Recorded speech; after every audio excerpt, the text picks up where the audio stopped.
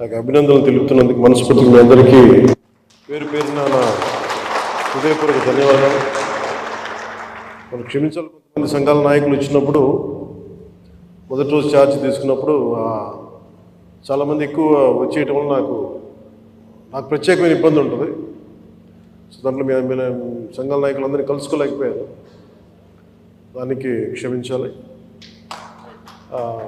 అందుకని వెంటనే నా దృష్టికి రాగానే వెంటనే మీకు ఫోన్ చేసి మీతోనే మాట్లాడినట్టు. అంటే నా ఉద్దేశం ఏంటంటే నిర్లక్ష్యం చేసే వ్యక్తిని కాదని చెప్పడానికి,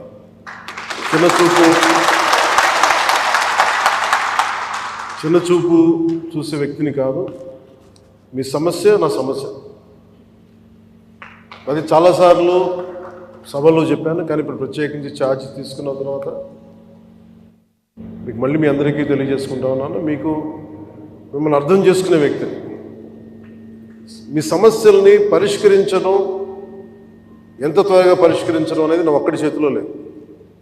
కానీ మీ సమస్యల్ని వినగలిగే శక్తి ఉన్నవాడు. ముందు సమస్యని వింటే ఒక పరిష్కారం దొరుకుతుంది. వినటానికి అలసట అందరికీ. సో నేను మీకు ప్రత్యేకించి తెలియజేసుకునేది, నేను వినే వ్యక్తిని. ఇందాక మీ సహచరులు ఎవరు వచ్చి ఇక్కడికి ఇచ్చారు, సహచరాలు, అది ఖచ్చితంగా యుద్ధ ప్రాతిపాదికన మీరు ఆ సమస్యను పరిష్కరిస్తాను మీరు వచ్చి ఇచ్చారు. ఇలాంటివి చేయడానికంటే మీరు ఇందాక ముందు సంఘాల పెద్దలు కూడా మాట్లాడుతూ చాలామంది గతంలో కూడా మీరు సమ్మెలు, గత ప్రభుత్వం మీద మా కోపం ఉంది, మీకు ఈ ప్రభుత్వం మీద మీరు మాట్లాడుతూ ఉన్నారు. ఒక్కటి ఏంటంటే, ఇది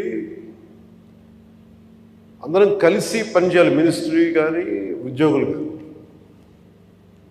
గతంలో ఎవరు ఎలా చేశారో నాకు తెలీదు, మీరందరూ వింటా ఉంటే నేను సమస్యలు వింటా ఉన్నా. కాకపోతే ఇది చాలా పురాతనమైన, చాలా బలమైన వ్యవస్థ, చాలా పాత వ్యవస్థ. ఇది ప్రతిసారి వ్యవస్థకి ఒక తుప్పు పట్టినట్టు పట్టేస్తాం. దీన్ని బలోపేతం చేయాల్సిన అవసరం ఉంది.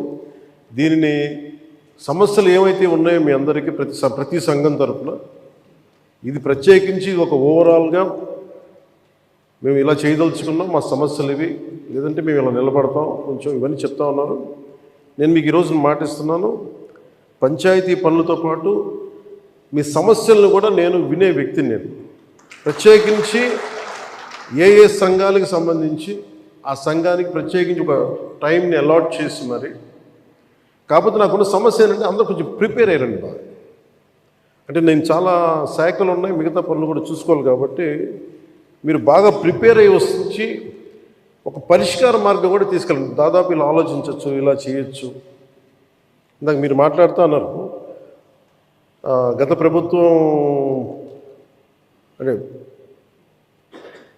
అంతకుముందు 2014 వచ్చినప్పుడు మా మీద కొంచెం కినుకుందన్నట్టుగా మీరు అన్నారు ఇందాక.